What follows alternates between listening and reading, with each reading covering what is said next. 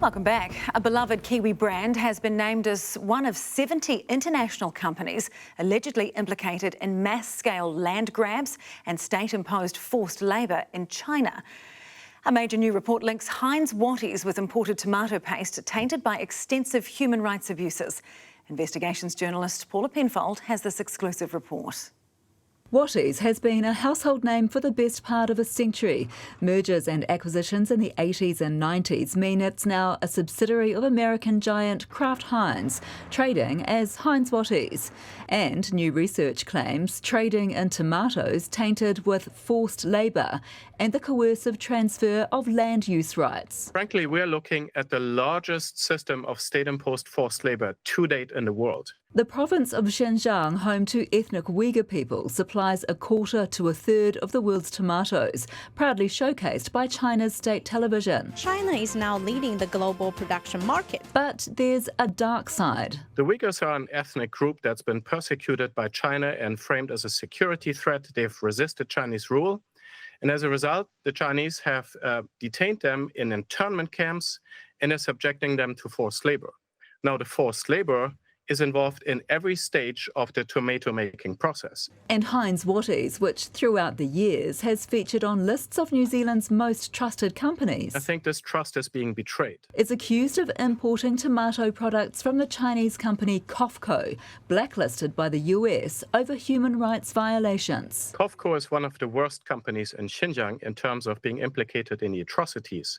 Not only do they participate in the forced labor program, receiving Uyghurs from the program, but also they are part of land lease arrangements whereby ethnic farmers lose access to their land. Using global supply chain data, the research details Heinz-Watties receiving at least 7 shipments of tomato paste from Xinjiang in 2023. Uyghur forced labor and its connection to tomatoes is a well-known fact. The United States government banned all tomato imports from Xinjiang in January 2021.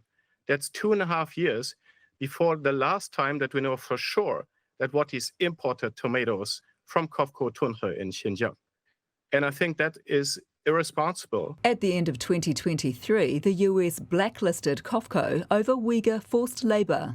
This Uyghur New Zealander doesn't want to be identified, fearing consequences for his family in Xinjiang. Like, if I speak up right here, my family will be in the custody in a second. But he's horrified if these tomato products have been sold in New Zealand. It's actually feeding New Zealand people the blood of hard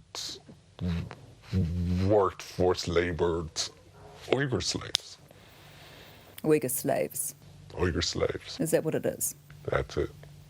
Watties would not be interviewed, but in a statement acknowledged that it has historically used small quantities of tomato paste sourced from China.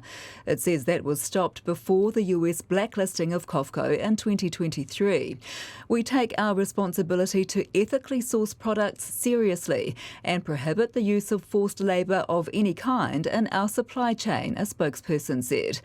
Our rigorous compliance framework includes the strictest audit standards in the industry.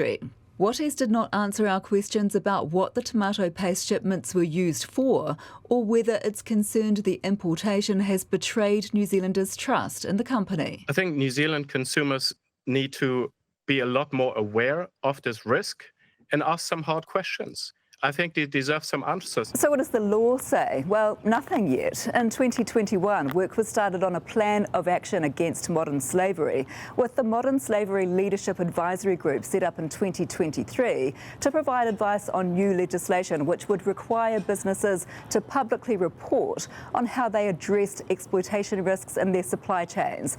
But last year, the government axed that group and put the legislation on ice because of other priorities. My research shows that countries that do not take steps to combat slavery, that they end up being dumping grounds for it. And I think New Zealand is no exception.